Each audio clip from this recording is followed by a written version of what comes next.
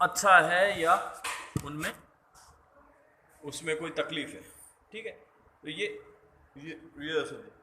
अच्छा, इसमें क्या है कि अब ये जब हार्ट आदि की तकलीफ होती है ना, जिनके कुछ लोगों की हृदय की तकलीफ होती है, पहली बात तो हृदय की स्थिति देख लें। हृदय की स्थिति क्या है कि ये वाला हमारा सेंटर पार्ट है, ये नाक हमारा सेंटर है। नाक से ये नाभि एकदम एक सेंटर रेखा है, ये सीधी सीधी रेखा है ये यहाँ। हृदय की स्थिति यहाँ रहती है, इसके नीचे अगर हाथ लगाएंगे तो धक धक धक धक धक धक हल्की सी चलती महसूस होगी, ये हृदय है। हल्का सा ये इसका झुकाव जो होता है वो बाएं की तरफ होता है, ऐसे बाईं साइड होता है हल्का झुकाव इसका। वैसे तो हृदय यहाँ तक फैला होता है नीचे की तरफ, लेकिन इसका जो झुकाव होता है वो ज़्यादा बाएं की तरफ रहता है। ये नहीं कि हृदय कहीं आ जाता है।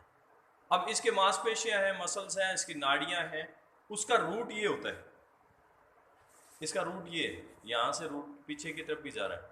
तो जब हृदय आदि की तकलीफें होती है या कईयों के ये ज़्यादा उम्र दराज लोग होते हैं, उनको थोड़ा देखने की जरूरत होती है कि यहाँ अगर ज़्यादा पेन आ रहा है बार बार, यहाँ एक अजीब सी खिंचावट सी हो रही है और तकलीफ आ रही है, तो समझें कि कहीं ना कहीं आपका हृदय आपको पुकार रहा है। वैसे ये कंधे के दर्द भी है, सर्वाइकल में भी यहाँ से दाएं बाएं इधर से आ जाता है, लेकिन अगर यहाँ से इधर से कोई चैंपें ज़्यादा हो रही है और बार बार हो रही है, तो समझें कि थोड़ा बहुत मामला कहीं ना कहीं गड़बड़ा रहा है। हालांकि उसको लेकर के चिंता की आवश्यकता नहीं है, लेकिन फिर भी अपने को काम तो करना पड़ेगा। ठीक है, तो जैसे ही हम इसके अभ्यास करते हैं तो ऐसी स्थिति में हम इन नाड़ियों को भी गति देते हैं। ऐसे ही श्वसन तंत्र की जो नाड़ियां हैं आपके, खास करके फेफड़ों की है नाड़ियां, जो आपका श्वसन तंत्र है, उसका संबंध भी यहीं से रहता है।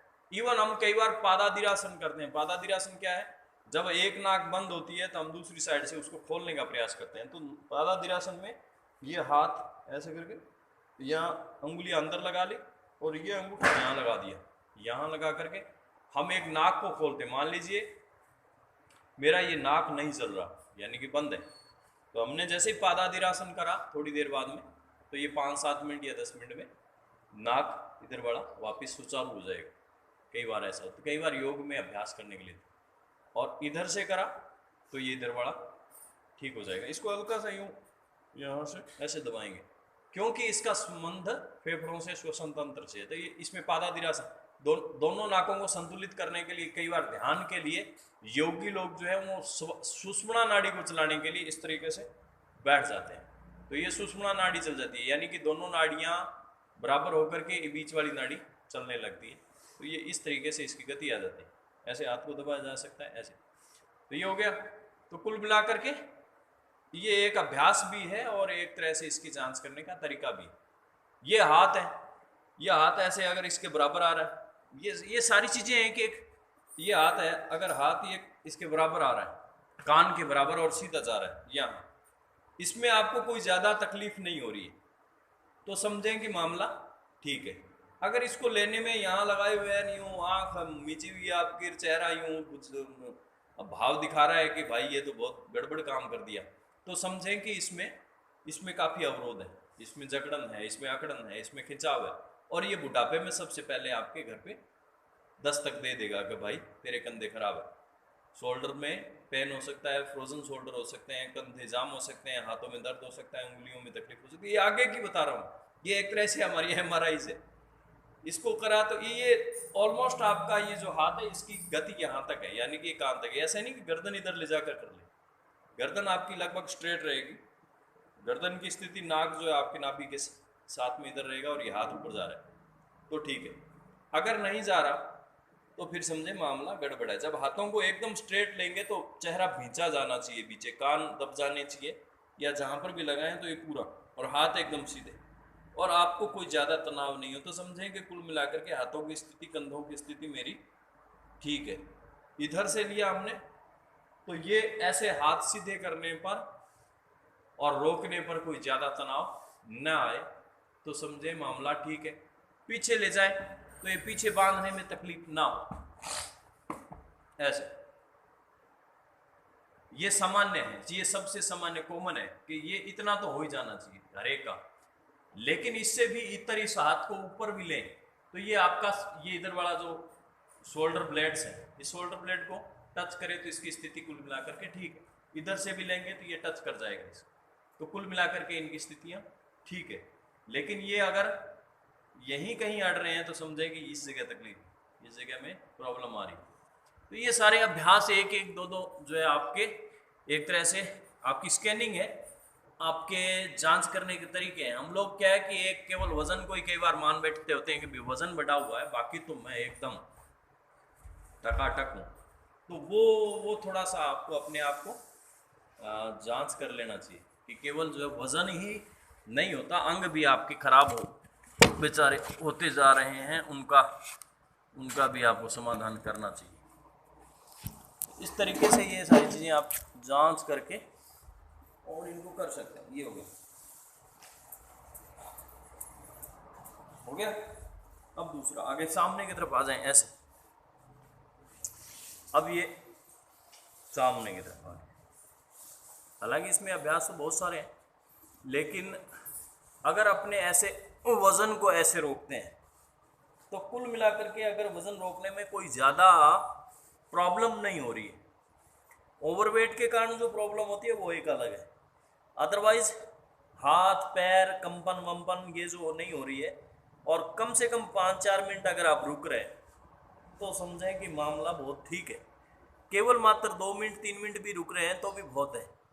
लेकिन अगर आपने थोड़ी देर ही रोका और थोड़ी देर में धड़ धड़ धड़ धड़ धड़ शरीर कांपने लग गया, या हाथ रोक ही नहीं पा रहे हैं, या शरीर नहीं रोक पा रहे हैं, तो समझें कि शरीर में प्राण ऊर्जा की काफ़ी कमी है, शरीर के अंग जो है काफ़ी वीक है और इन पर काम करने की आवश्यकता है।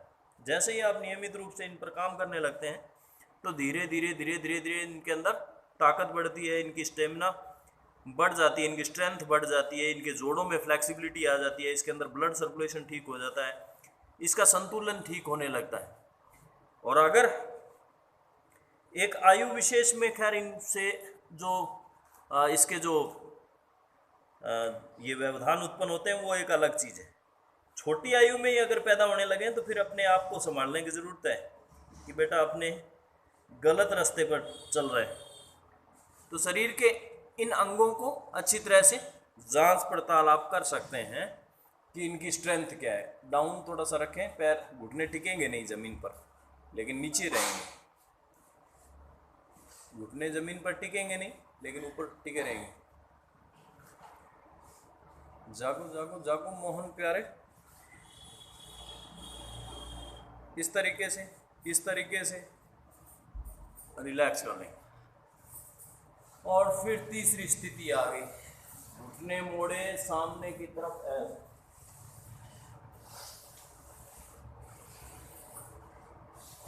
वैसे ये ऑटोमेटिक ही, अगर आपको नहीं लगता होगा कि भी आज पसीना नहीं निकल रहा है तो वो कोई बात नहीं है, इसमें ऊर्जा बहुत ज़्यादा तब्दील होती है। हठ योगी जो है, हठ योग में ये बताया गया है कि आपकी प्राणिक ऊर्जा को रूपांतरित करके आसनों के द्वारा और आप अपने शरीर के व्यवधानों को ठीक कर सकते हैं।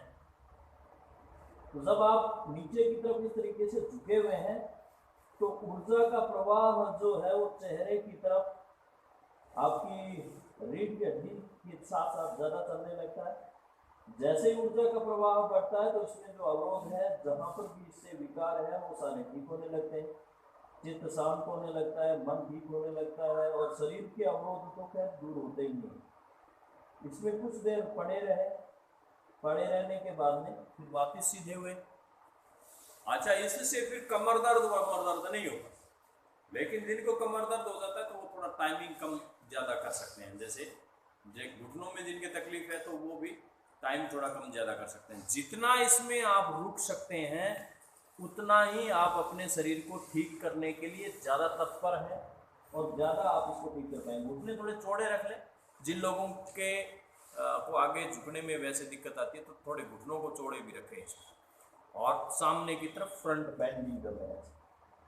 आपका मस्तक जमीन पर लगा रहेगा, लगा सकते हैं तो हिप्स आपके एड़ियों पर टिके रहेंगे और आप इस तरीके से शशांक आसन के एक अभ्यास के अंतर्गत रुके रहेंगे।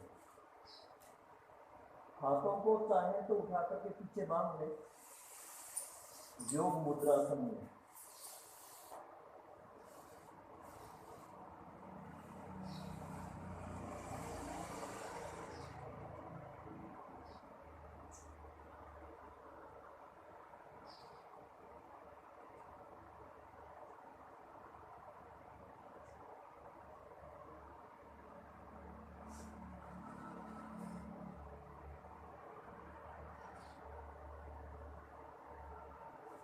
रिलैक्स करेंगे।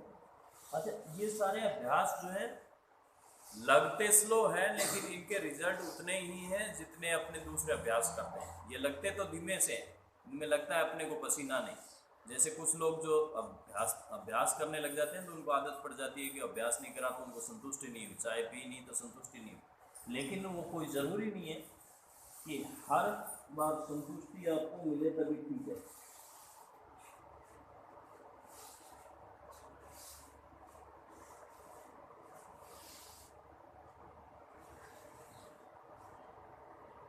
ये जो दो स्थिति है, इस स्थिति में रीढ़ की हड्डी में ट्रैक्शन करता है, खिंचाव बढ़ता है। और रीढ़ की हड्डी अगर आपकी सही है, रीढ़ की हड्डी में पूरी लचक है, उसके अंदर पूरे तनाव जो है वर्टिब्रा ठीक है, उनकी स्थिति ठीक है, तो आपका बुढ़ापा आपसे 10-10 साल आगे रहेगा। यानी कि आप जैसे ही 50 में होंगे तो वो 60, वो जैसे ही 60 में होंगे तो वो 70, मतलब वो 10 साल आगे चलता जाएगा, नज़दीक नहीं आएगा।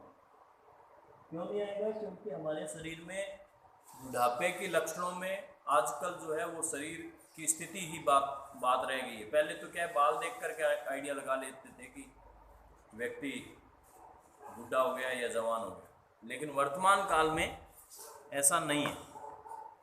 आज तो बस जिसका शरीर ठीक है तो वो बूढ़ा भी जवान माना जाता है। तो बूढ़ा होने के जो टॉपिक्स हैं वो यही। अब इसमें जिसमें आप टिके हुए हैं तो ये सामान्य मुद्रा, बड़ा सरल काम, कोई इसमें लंबा चौड़ा मैकेनिज्म नहीं है। इसमें दो स्थिति एक और है, पृष्ठ तानासन भी है इसमें। पृष्ठ तानासन में क्या होता है कि हम ये बांध लेते हैं, ऐसे बांध करके, और इसको डाउन कर देते हैं, ऐसे हिप्स इसमें उठे हुए रहेंगे, ऐसे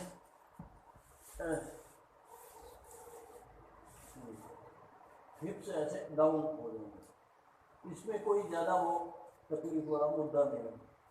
ये भी पेट पे, पीठ पे, रीढ़ की हड्डी पर, लोअर एब्डोमेन पर काम है।